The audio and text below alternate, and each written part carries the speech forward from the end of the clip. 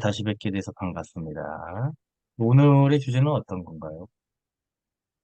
예, 오늘은 우리가 그 시장에서 최근 인기 있다고 표현하면 좀 이상하긴 한데, 최근에서 이슈가 되고 있는 파도라는 회사하고요. 그리고 회사의 의사결정 기관인 주주총회와 이사회에 대해서 이야기해 볼까 합니다.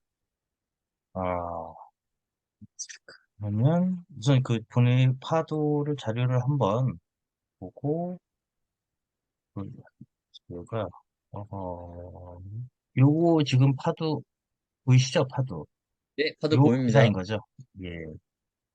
이 회사 이름이 파도가 익숙하진 않네요. 최근에 상장한 회사고요. 이틀 연속 하루는 하한가, 이튿날도 뭐 거의 하한가에 가까운 그런 주가 하락이 있었고, 그러다 보니 사람들이 장난 삼아서 파도 파도 끝이 없다고 그렇게 표현을 하고 있습니다. 이게, 이 회사의 문제가 뭐냐면요. 첫 페이지 좀 보여주세요. 예. 예. 최근에 상장을 했고요. 상장을 한지 한두 달이 안 된 걸로 알고 있습니다.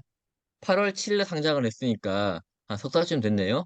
음, 그리고 상장 어, 당시에 재무제표는 2분기까지의 재무제표로 상장을 했고, 이번에 상장을 한 후에 최초로 나온 그 실적 3분기 보고서 나왔는데, 3분기 7, 8, 9 석 달 동안 3억 매출을 했습니다.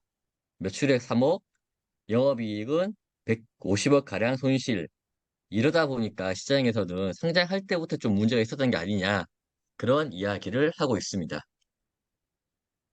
근데 보통 이제 상장 신청을 하면, 상장 신청 적격성 보고서를 내면, 이게 지금 직전 연도 지정감사 받은 재무제표, 그리고 향후 매출 추정치나 그 계획치를 제출하게 돼 있거든요. 최소한 1, 2년. 근데 거래소는 그걸 받아보고, 반년 정도는 그 심사라는 걸로 기다려요. 예를 들어서 3월 달에 감사 보고서가 나와가지고 3월 달에 신청을 하면 향후 계획을 쓰면 최소한 그 신청한 연도에 반기 보고서, 반기 전에 신청을 했으면 반기 보고서 나온 것과 얘들이 상장 신청을 했을 때의 예측치와 비교를 한 다음에 어느 정도 비슷해져야 승인을 떨어뜨려 주거든요. 근데 제가 봤을 때도 이런 것들이 됐던 것 같은데, 분명히 우파들도 그렇게 진행을 한 것 같은데, 매출 3억이면은 많이 심각하네요. 이거 원래 그 전년도의 매출이 원래 작았나요? 그래서 다음 페이지 한번 봐주시면요. 자, 이번 3분기의 매출이 3억, 작년 3분기의 매출액이 140억 정도, 그리고 3분기까지 누계가 330억 정도가 나와 있습니다. 올해는 180억이고요. 영업이익은, 자, 올해는 148억 손실, 작년에는 약 10억가량 손실, 그리고 순이익단으로 가게 되면 올해는 143억 손실, 작년에는 435억 손실, 이렇게 되어 있고, 누적으로 보면 가관이죠. 작년에 누적으로 단기 순 손실이 2,300억입니다. 이게 왜 이렇게 되냐면요. 파도 같은 경우에 전환사채 같은 게 있어가지고 파생 음, 상품 손실이 잡힌 게 있는데 그것 때문에 그렇고요. 그 부분 나중에 제가 뒤에서 말씀드리겠습니다. 다음 페이지 봐보시면 파도에서 지금 오늘 보여드리는 자료는 증권신고서에 있는 내용인데, 최근 3개년도 재무제표 요 정보 같은 경우에는 증권신고서에 있던 내용입니다. 매출액을 보시게 되면 2020년도에 7억, 2021년도에 3천만 원. 여기 좀 이상하죠? 그리고 2022년도에, 그리고 이번 1분기에 2억 가까이가 매출이 발생을 했습니다. 매출이 이렇게 중요한 건 아닌데요. 근데 아래 단락을 보게 되면 최근에 이제 이렇게 매출은 안 좋지만 2024년부터 좋아질 거다, 그리고 기대를 한다, 이렇게 제출을 했고요. 그 다음 페이지 보시면 이제 추정 손익계산서가 나오는데, 2023년도에 갑자기 1,200억, 24년도에 3,700억, 25년도에 6,200억을 매출을 하겠다라고 하고요.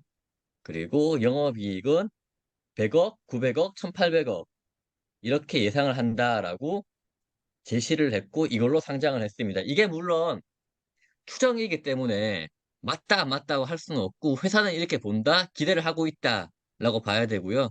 그래서 이제 금감원이나 거래소에서도 이런 추정 손익계산서 추정하고 있는 실적에 대해서 가지고 와라, 기재를 해라, 그리고 투자자들이 보고 판단할 수 있게 하라 이렇게 하는 거지.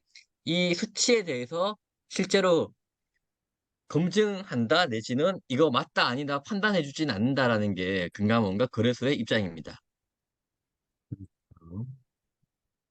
우선 23년도에 영업이익이 1억 원 정도, 1억 1,100만 원 정도를 예상을 했던 거네요. 상장하는 첫 해년도, 상장하는 첫 네. 해년도에 흑자 전환될 것이다. 영업이익하고 당기순이익도. 네. 근데 까봤더니 이렇게 되진 않고 있는 상황인 거겠네요. 네, 네, 맞습니다. 그래서 뒤에 보면 증권신고서에 나와 있는 내용들인데요. 이렇게 실적이 안 좋지만 우리는 앞으로 좋아질 거고, 다만 제일 밑에 단락 보게 되면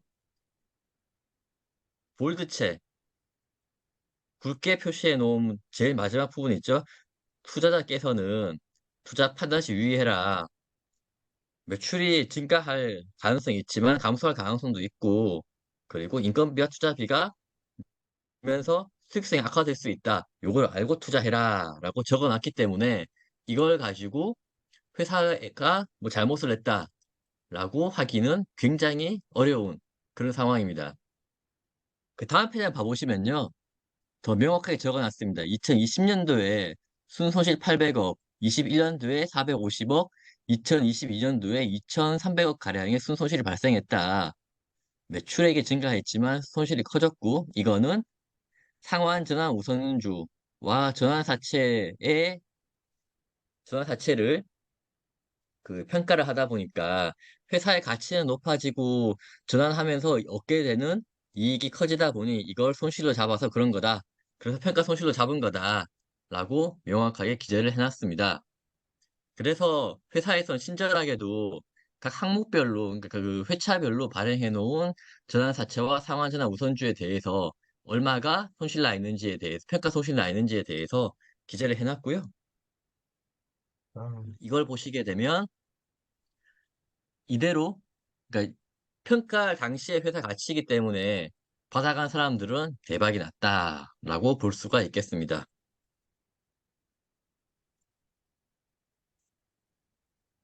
이건 뭐, 어마무시하네. 이, 우선 기본적으로 상환 우선주는 이게 상법상 배당 가능 이익이 없으면 영원히 상환할 수가 없거든요. 그래서 투자자한테 이제 투자 유치를 꼬드길 때 쓰는 방법 중에 하나가 상환 전환 우선주면 회사가 상장이 안 되면 상환을 하겠다라고 이렇게 이제 아름다운 멘트를 하는데 상장이 안 될 정도로 어려워진 회사면 상환할 수가 없어요. 네, 법상 그렇습니다. 법상. 실제로도 그렇고요. 그렇기 때문에 상환 우선주는 다 이제 뭐 보통주로 하는 거고 그럼 이거 받아간 사람들은 대박이 났겠네. 이 그리고 회사는 지금 예, 상장이 되어 있으니까 받아간 사람 대박이 났고 상장할 때도 밸류에이션 논란이 좀 있었거든요. 되게 비싸게 밸류에이션 해가지고 많이 받아가는 거 아니냐 논란이 있었기 때문에 정말 받아간 사람도 대박이 난 건 맞는 것 같습니다.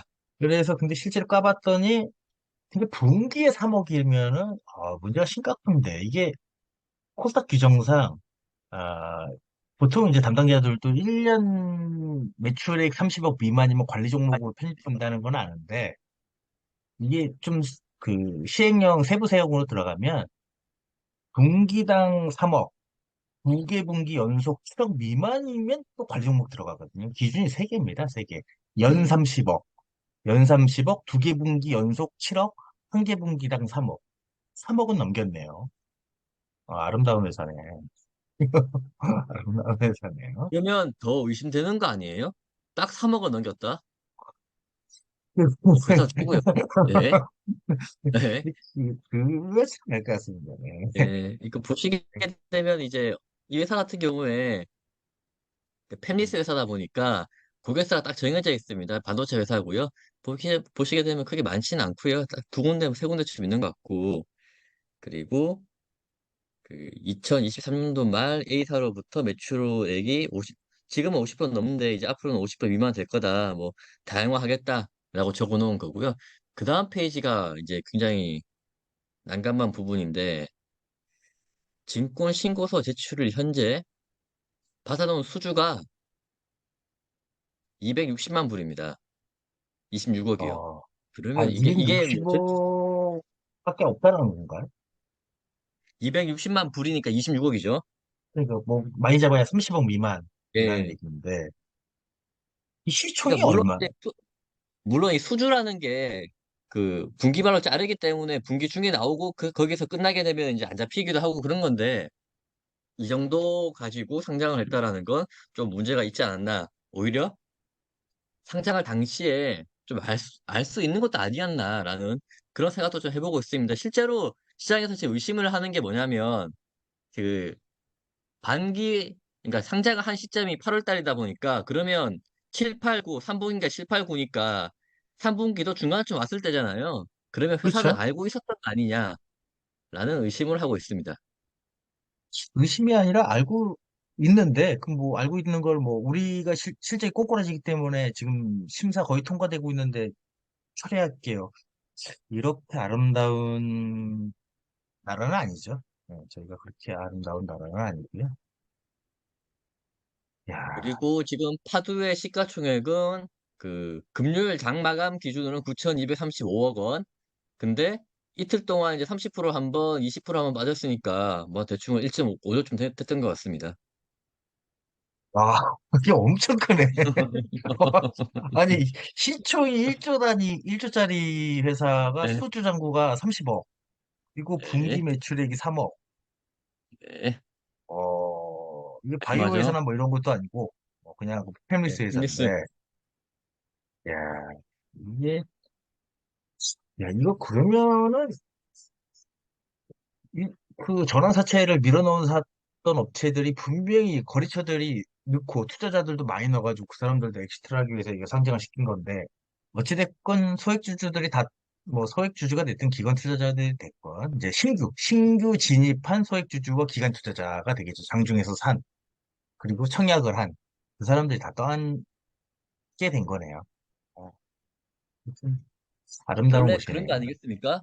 상장이라는 거는 회사가 가장 피크에 있을 때 상장을 해야 제일 돈을 많이 받을 수 있다 보니까 그 상장할 당시에는 실적을 좀 만지는 표현이 좀 이상하게 하지만 뭐 수주를 갖다가 좀 위에 땡겨 와서 한다든지 이런 식으로 해서 실적을 좋게 만드는 그렇게 일정 부분 있잖아요. 그렇죠? 뭐, 그거는 뭐,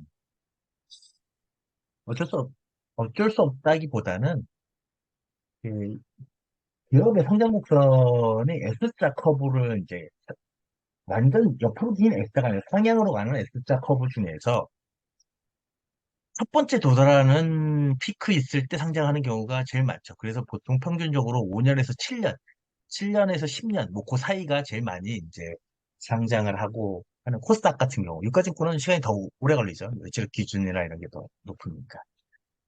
근데 지금, 근데 요 회사 같은 경우는 딱 22년도에만 매출액과 이제 좀 정상적인 회사처럼 보이고 나머지는 좀 근근히 연명하고 투자자 돈으로 버텼던 회사 같은데 그게 어떻게 이렇게 상장이 됐을까요? 이게 엄청난 기술력을 갖고 있는 회사인 것 같네요.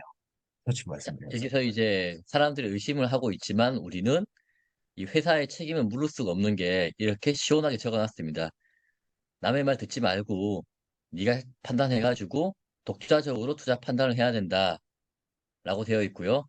이 항목에 따라서 최근에 유튜버 아저씨가 내가 이런 주식 가지고 있는데 추천한다. 그리고 자기는 팔았잖아요. 그게 무죄가 된 것도 여기에서 파생됐다라고 보면 큰 무리가 없을 것 같습니다.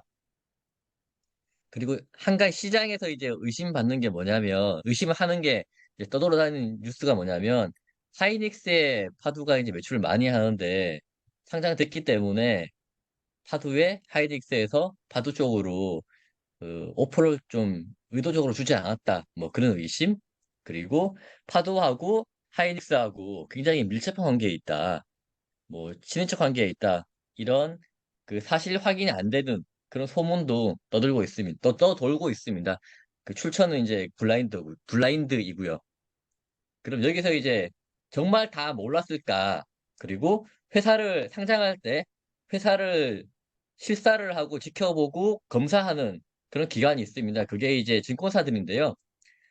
파도 같은 경우에는 NH와 한국투자증권 이 두 군데서 실사를 했고요.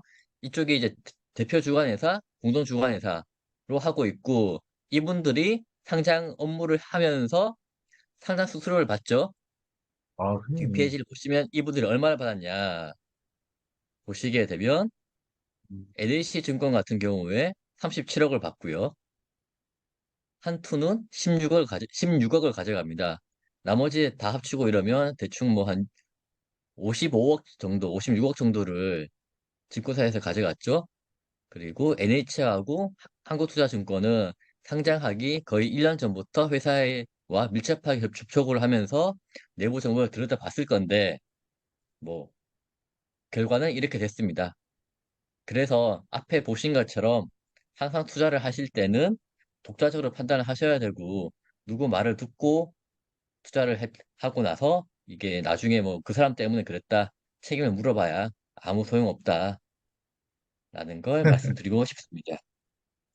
이게 증권신고서는 이게 포맷이 있거든요. 이게 포맷이 있어가지고, 이게 뭐, 이 사람들이 이걸 쓸 때, 이거 이제, 증권사에서 이제 같이 증권신고서를 대신 같이 써주는데, 같이 와가지고 이제, 주관사에서 와가지고, 강을 잡아가지고 같이 써주는데, 그 프로페셔널이라고 해요. 요 증권신고서만 써주는 애들이. 걔들은 이게, 이 툴이, 이게 로직이 있어서, 뭐, 시장 분석, 사업 분석, 업황 분석, 그리고 이제 뭐, 팬립스 업계 분석하고 요거 쓰고, 그 다음에 공통적으로 들어가는 게, 뭐, 영업 실적이나 매출 실적이 뭐, 예상치와 다를 수 있고, 뭐, 기타 뭐, 법률에 의해서 뭐가 바뀔 수 있고, 뭐 때문에 또 상장 폐지가 될 수도 있고, 기타 등등등등 책임을 피할 수 있는 모든 내용들을 다 집어넣고, 또 그걸 또 금감원에서 넣기를 원합니다. 이 증권신고서 자체가 금감원의 효력 발생을 눌러줘야지만, 공시를 띄워줘야지만 할 수 있는 거라서, 거래소하고 금감원에서 이제 보는 거라서. 근데 이거는 그냥 대부분 개인 투자자들이나 이런 사람들은 이런 걸 보는 거 그냥 그런가 보다. 라고 하는 거지. 저희가 이제 보험 가입할 때도 깨알만한 시기를 다 꼼꼼히 해서 이게 법률적으로 맞는지 안 맞는지를 검토하는 사람이 많지 않듯이 주요 핵심 내용, 이 회사의 재무제표가 어떻고, 향후 미래에 어떻게 매출을 일으키고 이익을 어떻게 낼 건지, 그거 예측치를 좀 많이 보고 하죠. 그리고 시장이 어느 시장에 속해 있는지를 보고, 핫한 시장이고, 미래 전망이 밝다 싶으면 이제 막 투자를 했던 것 같은데, 솔직히 이건 좀 최근에 이제 1조 이상의 기업체의 그 신규 상장 공모가 아무리 생각해도 3억, 분기당 3억은 좀 심했네요. 분기당 3억은 심했고, 그러면 이제 4사분기에 이제 어떻게 해야지? 두 개 분기 연속 합쳐가지고 7억 미만이면 관리 종목 들어가는 거라서, 예. 뭐, 제가 봤을 때는 이 정도의 사이즈 규모와 그 능력 있는 팀들이 있으면 허락하지 않을까요? 저번 분기에 3억 했으면 이번 분기에 한 5억 정도 하겠네. 그래서 기준은 넘어갈 것 같네요. 어떻게 그 보시나요? 예전에 그 매출액 때문에 거래 정지 당하거나 아니면 시장 조치 받는 걸 피하기 위해서 여러 다양한 방법을 시도한 회사들이 있거든요. 그중에 계란을 판 회사 있지 않아요? 그렇죠. 지금 계란 한 몇십억씩 팔고 고구마도 막 앞대기 사가지고 하는 회사들도 있었죠. 근데 그런 회사들은 한계 기업이거든요. 원래 한계.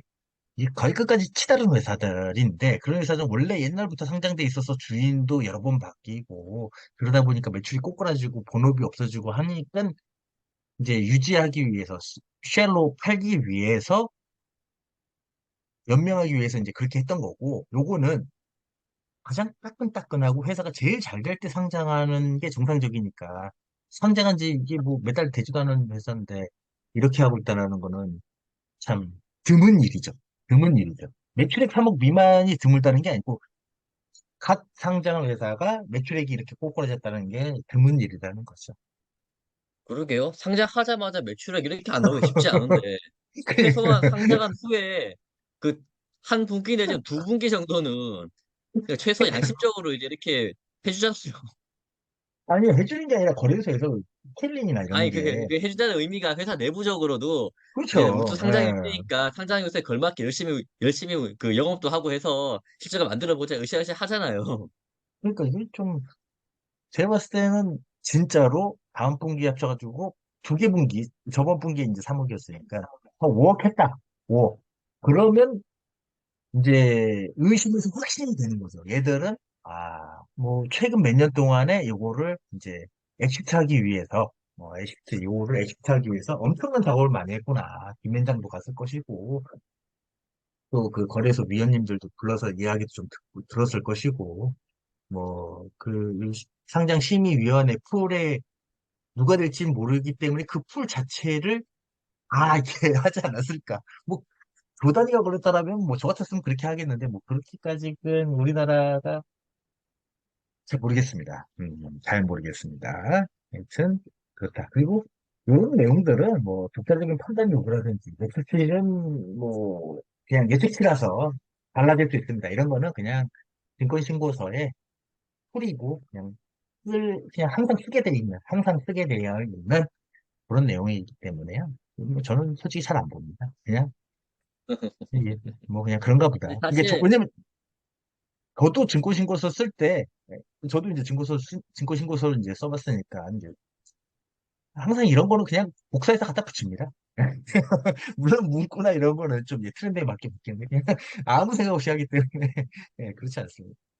그러니까 그 말을 하고 싶었던 거예요. 지금 요 내용을 보게 되면 업종이라든지 뭐 섹터라든지 아니면 특이사항이라든지 그게 하나도 없거든요. 그래서 전부 다 갖고 와가지고 붙여 넣어가지고 당연히 자연스럽게 들어가는 항상 필수적으로 들어가는 그 내용이 아닌가 그렇게 생각을 하고 있습니다. 그렇죠. 증권신고서를, 근데 그렇게만 가지고는 좀 쉽게 통과하기가 쉽지 않은데, 통과를 하셨네. 그 쉽지 않은 걸 통과를 하면서 바로 꼬꾸라지는 걸 보여주고, 아, 그리고 지금 아름다운 회사네. 회사 그 정보를 좀 찾아보고 있는데요. 생각보다 회사가 크네요. 종업원 수가 200명이고요. 220명. 그리고 본점은 학동로 343이니까 이 강남역 그 근처에 어디인 것 같은데? 좋은 데 계시네요. 똥노면은, 있고. 똥노면은, 노면동, 문제자 집단들 많은 이시겠네요. 이 학동 비하하는 건 아니고요.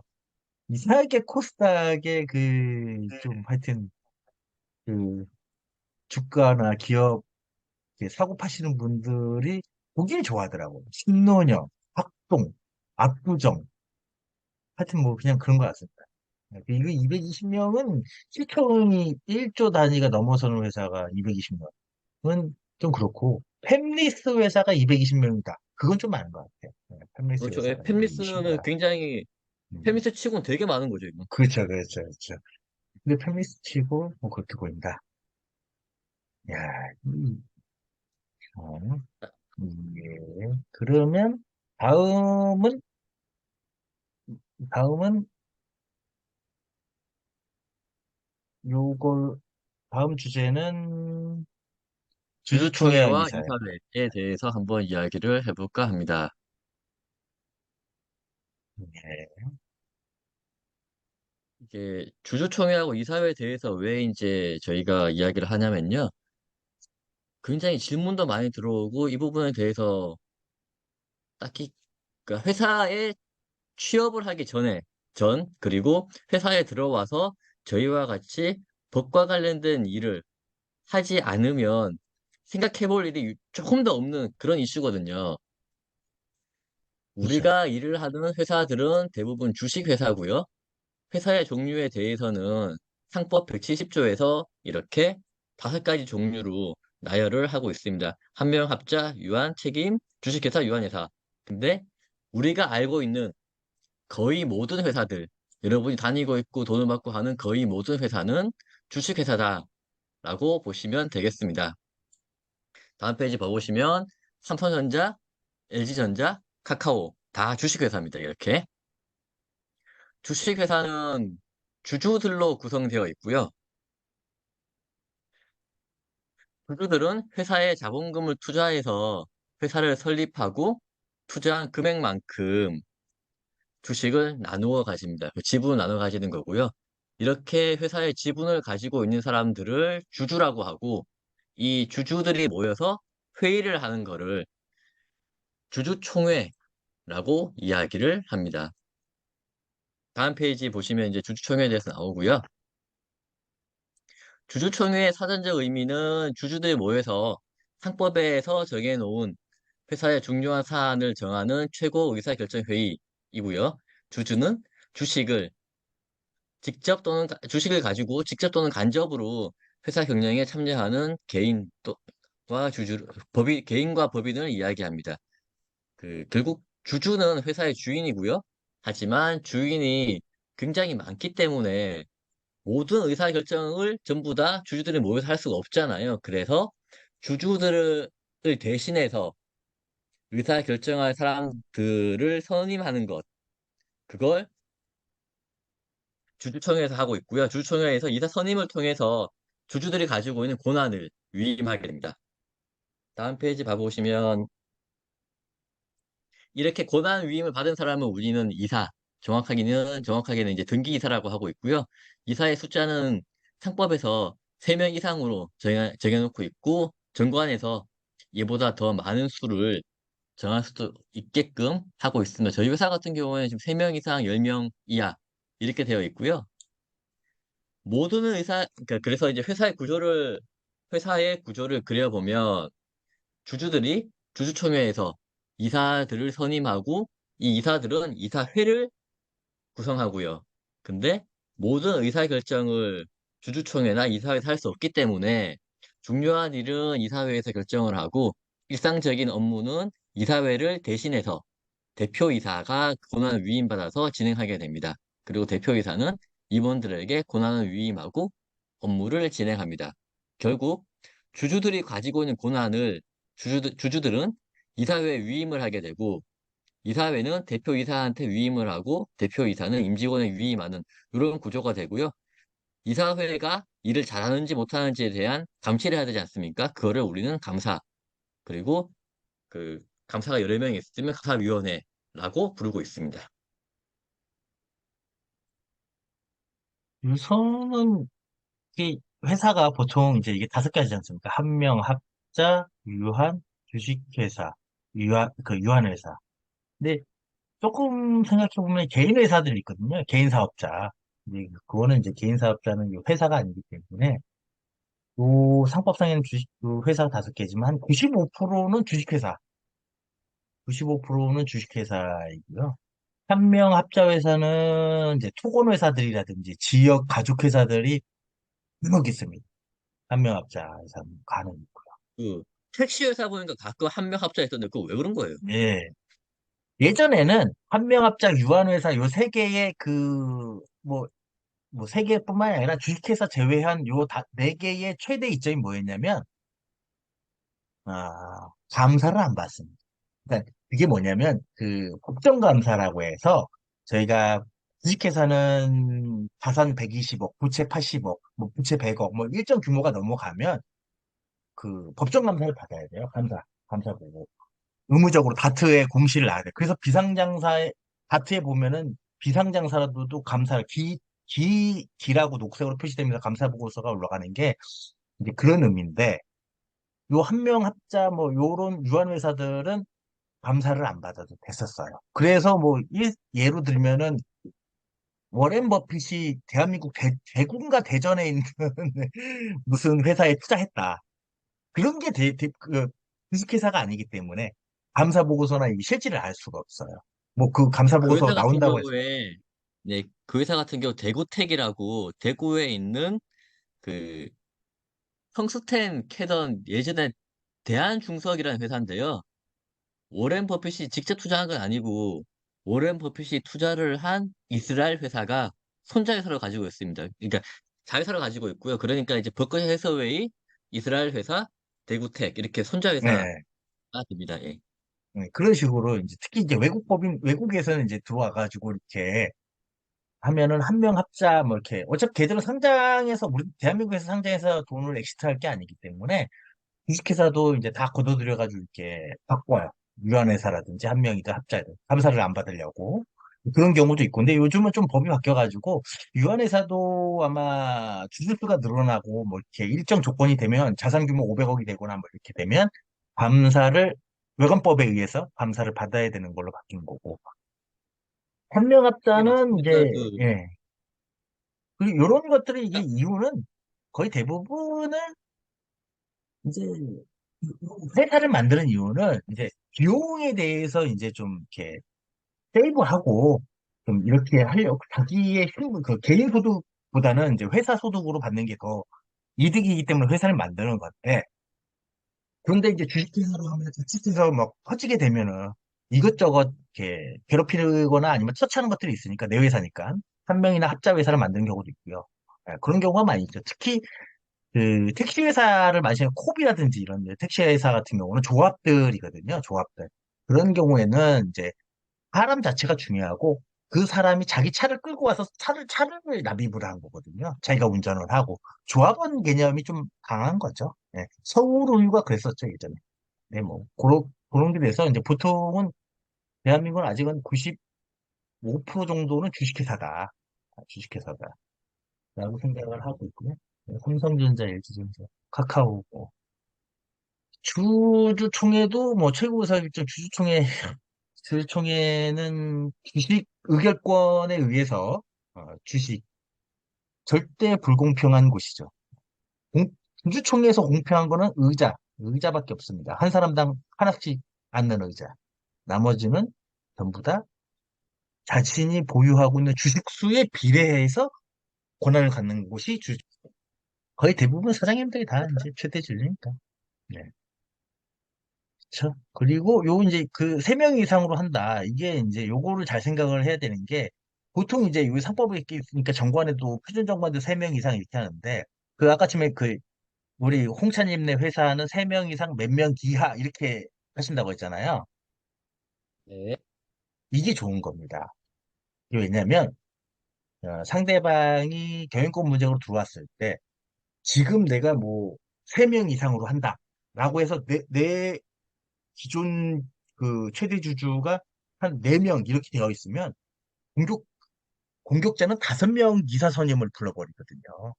정관이 3명 이상이기 때문에 게 가능한 겁니다. 9명 딱 자기들이 이겨가지고 9명 되면은 자기들 그 중에 5명에서 이제 대표이사 바꾸면 되는데 처음부터 정관 자체를 3명 이상, 10명, 뭐 3명 이상, 몇 명 이상 그 최고 한도를 줄여버리면 현재 있는 인원수를 생각하게 돼 있기 때문에 그 자기들 공격자 입장에서 추가를 하기 위해서는 첫 번째가 정관 변경부터 먼저 해야 되거든요.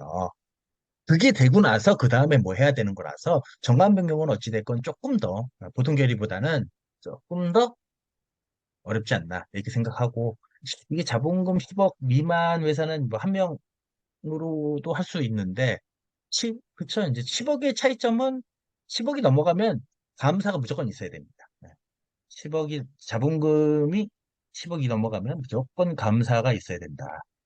그리고 요건 약간 팁인데 그 조그만 소호법 이게 뭐 자본금 10만 원짜리 법인을 만들 때도 인터넷으로 혼자로 등기해가지고 혼자서 법인 만들 수도 있거든요. 그럴 때는 주주가 한 명이고 이사가 한 명일 때는 감사를 무조건 더 해야 되거든요. 그래야 등기가 나오니까 이런 것도 좀 있는데 하여튼 뭐 10억은 이상 되면은 이사 3명에 10억을 기점으로 10억 이상 되면 이사 3명에 감사가 한 명 있어야 된다. 이게 딱 그냥 3법에 나와 있는 거죠.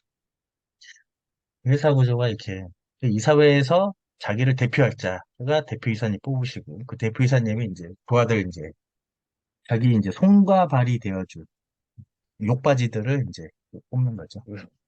부하라고 표현하면 안 되잖아요. 동료, 노비.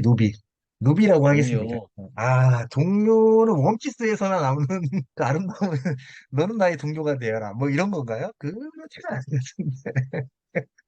그리고 동료 정관 같은 하여튼 경우도 뭐, 좀 크게 뭐 도움이 안 되는 게 저희 회사 같은 경우는 3명 이상 10명 이하 돼 있고 지금 이사가 5명이라 가지고 보통 아마 다 이렇게 돼 있을 거예요. 그러다 보니까 크게 뭐 그러니까 만약에 정말 외부에서 공격이 들어올 것 같다라고 하면 미리 이제 준비를 해서 뭐 이사는 5명 이하로 한다라든지 그런 식으로 해놓을 수는 있겠죠. 근데 잘 생각을 해보면, 내가 미리 준비를 해서 정관을 바꿀 정도면, 정관을 바꿨다는 거는 내가 아무리 총발행 주식수의 33% 이상을 내가 어찌됐건 확보하고 있다는 얘기인데, 그러면 공격받기가 좀 덜하죠. 내가 정관을 바꿀 정도니까 문 닫고 해도 내가 30% 이상 갖고 있으면 조금 뭐 쉽지 않죠. 공격 들어오기 전에. 공격이 들어온다는 게 내부자가 아닌 이상은 그 정도 되면 뭐 혼자서 정관 바꿀 정도의 지분율이면 공격은 거의 안 받는다고 했죠. 네. 그래서 뭐 내용은 그렇습니다. 요즘 뭐 그런 거 따지고 공격합니까? 그냥 막 공격하지. 그렇죠. 잘 아시면서. 그렇죠. 맞습니다. 그래서, 네. 그래서 또 하나가 제가 궁금했던 것 중에 하나가 이제 집행임원이라는 게 있어요. 집행임원이라는 게.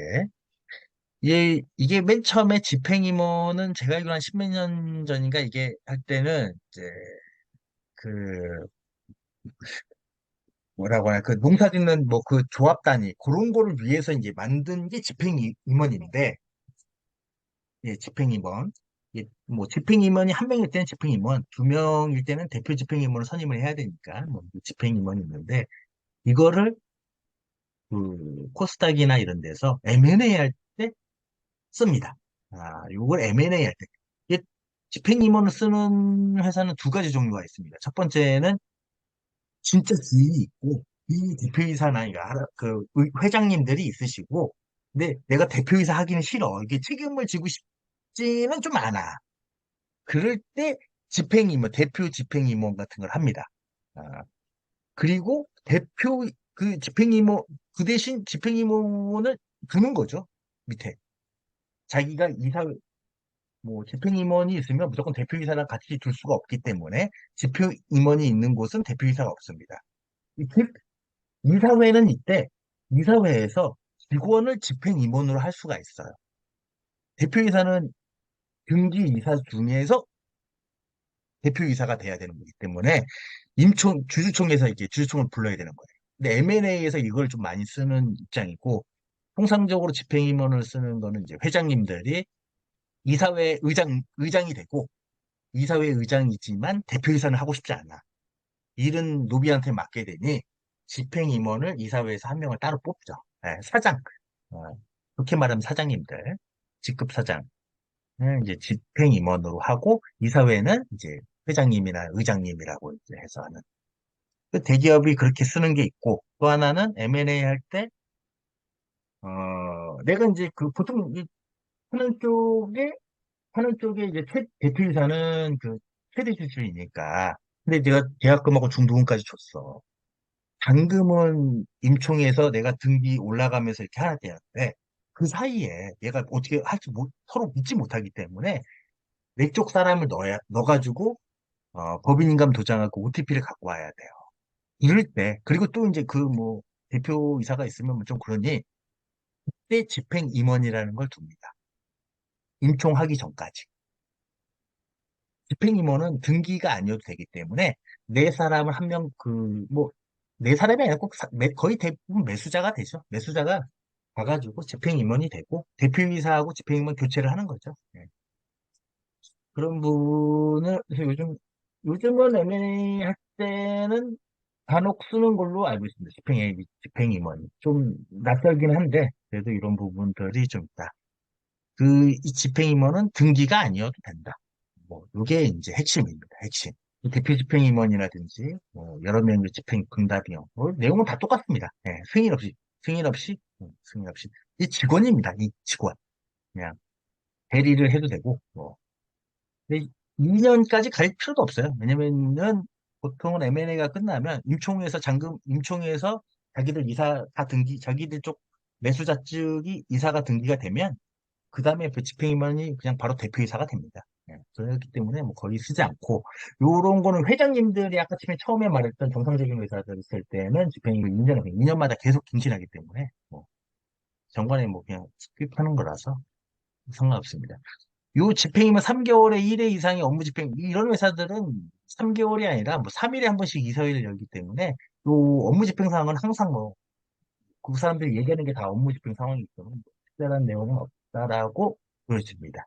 음, 그렇습니다. 제가 생각했을 때는 그렇습니다.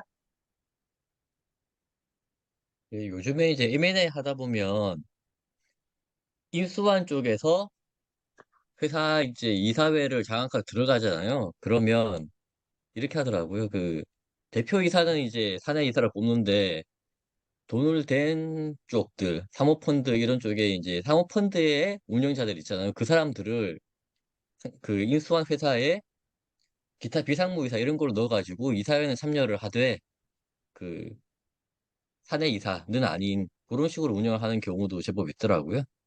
그렇죠. 책임 경감인데 감시의 기능을 좀 하는데 근데 이게 사내이사든 기타 비상무이사든 간에 큰 차이가 없습니다. 예, 큰 차이가 없기 때문에 이게 뭐 명칭만 그래서 이제 그 사람들한테 다가가는 이미지가 좀 그렇고 막 진짜 크리티컬한 게 있으면 그럴 때야 난 진짜 내부 상황 몰랐다 뭐 이렇게 얘기하려고 면피용으로 하려고 하는데 그 정도 상황이 됐으면 아, 벌써 뭐 예전에 다 그만두고 나가죠. 도망가죠. 네, 그렇기 때문에 상황은 그렇게 되고 요즘 이제 요게 한 생긴 지가 집행임원 같은 경우 생긴 지는 그 노동조합 그 뭐야 그 예전 다른 걸 쓰기 위해서 조합에다가 이제 하려고 만들어 놓은 거를 이게 이제 M&A에서 활용이 되고 M&A에서 활용이 되면서 대기업에서 대기업에서 요거 괜찮다. 그럼 이제 대표이사 나는 대표이사는 아니지만 그럼 대표이사를 없애버리고 나는 그냥 이사회 의장 같은 포스코처럼 포스코는 집행위원은 아닌데 하여튼 이사회 의장과 이제 대표가 다르게 하는 것처럼 하는 이런 걸 좀 가끔 쓰시는 회사들이 중견그룹에서는 조금 중견 기업들에서는 조금씩 나타나고 있는 지금 트렌드입니다. 예, 트렌드라서 이런 게 좀 보통 사람한테는 조금 생소한 명칭이라서 한번 얘기를 해보면 어떨까라고 생각을 합니다. 그리고 가끔 받은 질문이 이제 이사회를 어떨 때 해야 되냐 라는 질문을 많이 받거든요. 예, 이사회를 하는 기준은 뭐가 될까요? 이사회를 열어야 하는 기준. 이사회, 이사회는 뭐 다 하죠. 이사회는 아무 때나 하죠. 이사회는 잠시만요. 아무튼 안 예. 되지. 이사회는 뭐 주요사일 때는 다 하죠. 그 이제는 뭐 이사회 같은 경우에는 보통 이제 상법에 정해져 있는 경우가 있고요. 그리고 그 상법의 내용을 준용해서 회사 내부에 이사회 규정이 있습니다. 이사회 규정에는 어떤 때 이사회를 해야 된다라는 게 나와 있고, 보통은 그 내용조차도 공시 규정이나 상법에 대한 내용을 가져와서 그대로 준용하기 때문에 그 내용 보고 이사회 규정을 보고 거기에 해당되면 이사회를 열어야 된다라고 생각을 하시면 될 것 같습니다. 근데 이게 보통 이사회는 그러니까 보통 사장님들이 많이 물어보죠. 내가 뭘 하려고 하는데 요것도 이사회를 해야 되냐라고 많이 하죠. 근데 그렇게 물어본다는 자체는 아무 생각 없이 무조건 해야 된다고 하는 게 가장 낫지 않을까 생각합니다. 뭐 물어본다는 것 자체가 정상적이지 않은 뭔가 약간 구린 구석이 있는 그런 거잖아요. 그게 아니면 안 이게 물어볼 거 이제 아니야. 이제 본인이 생각해도 이거는 좀 그렇다. 아니면 금액이 크거나, 아니면 회사의 근간을 흔들거나, 아니면 요거 나 혼자서 그냥 의사결정해서 덤태기 쓰고 싶지 않다. 잘못됐을 경우에 나 혼자 덤태기 쓰고 싶지 않다. 했을 경우에 이제 이사회에 물어보는 거죠. 신분사들한테. 그러면 보통 하지 마세요. 그러니까 이사회를 하지 마세요가 아니라 그런 행동을 하지 마세요라고 하고 싶지만 그렇게 얘기하면 또 이제 그, 그 원성이 높아지니 무조건 해야 됩니다. 이렇게 얘기를 하고 책임 분담을 하죠. 책임 분담 이사님들하고. 근데 이사님들도 뭐 다 거의 대부분이 다 뭐 직급만 이사지. 뭐 똑같죠. 예, 노동법에서 보는 것처럼 의사결정 주체가 아니면 다 그냥 그냥 로비인 걸로 그렇게 보고 있습니다. 저게 네, 왜 그렇게 되냐면, 이사회에서 이사회 권한을 대표이사가 위임받았는데, 대표이사가 뭐 대출을 받는다든지, 아니면 자산을 매각한다든지, 이사회 규정에 의해서 이제 이사회를 하지 않아도 되는 그런 엄청나게 크지 않은 액수라고 치면, 만약에 제가 자산을 팔았다 그러면 이게 잘못됐을 경우에 대표이사가 독단적으로 해가지고 회사에 손해를 끼친 상황이 되는데, 이사회를 열게 되면 각 이사들, 그 이사회 의사록에 사인한 이사들이 모두 책임을 같이 지게 됩니다. 그래서 책임 경감의 효과가 있습니다. 이제 그렇죠. 이제 그래서 이제 이건 정상적인 경영 판단이다. 경영 판단이 꼭 잘 되는 경우는 잘 되는 경우만 있는 건 아니거든요. 잘못했을 때도 배임이나 횡령이나 뭐 이런 리스크를 안 지려면 합리적 그때 당시에 합리적 경영 판단이다. 경영 판단 자체가 잘못 판단할 수도 있는 거니까 잘못된 판단일지라도 경영 판단이다라는 걸 이제 보여주기 위해서 이사록을 남기는 거고 또 금액이 작더라도 뭐 예를 들어서 은행에서 대출을 뭐 5천만 원 대출 연장을 한다. 그러면 5천만 원, 이게 회사 규모마다 좀 차이가 있지만 뭐 회사가 천억, 뭐 총자산이 천억인 회사여도 뭐 하다못해 은행에서 1억짜리 뭐 대출을 연장한다거나 뭐 이렇게 해도 이사회를 하고라고 합니다. 이사회 의사록을. 그 1억에 대해서. 근데 그러면 어쩔 수 없이 이제 열어야죠. 물론 이제 이사회를 혼자 여는 경우가 있을 수 있죠. 예, 있을 수 있는데 이게 도장은 뭐 여러 명이 찍더라도 이사회는 혼자 할 수 있는 그런 상황이고 거의 대부분은 아름다운 얘기를 하면 상호 홍수신이 되는 집합체에서 어, 한다고 하죠. 그렇습니다. 은행에서 대출 나갈 때는 이사회 안 하면 안 주잖아요. 그러니까요. 이제 그건 그런 뭐 할 수 것도 없는 거고. 있고 그러니까 그런 것도 있고 이게 그러다 보니까 이제 이사님들도 뭐 진짜 지분이 이게 뭐 100%를 봤을 때 총괄 인수가 100% 됐을 때 이사가 3명이다. 그럼 33%씩 이렇게 쪼개져 갖고 있는 게 이사 그러면 이제 아름다운 3명이서 이사회 공동한 권리를 갖고 있으니까 될까? 아니면 그냥 그 한 명이 100%를 갖고서 뭐 나폴레옹처럼 진취적으로 이렇게 이사회를 그냥 원 오브 댐이라 이렇게 하는 게 맞을까? 어떤 게 더 좋고 나쁘냐는 회사마다 다르죠.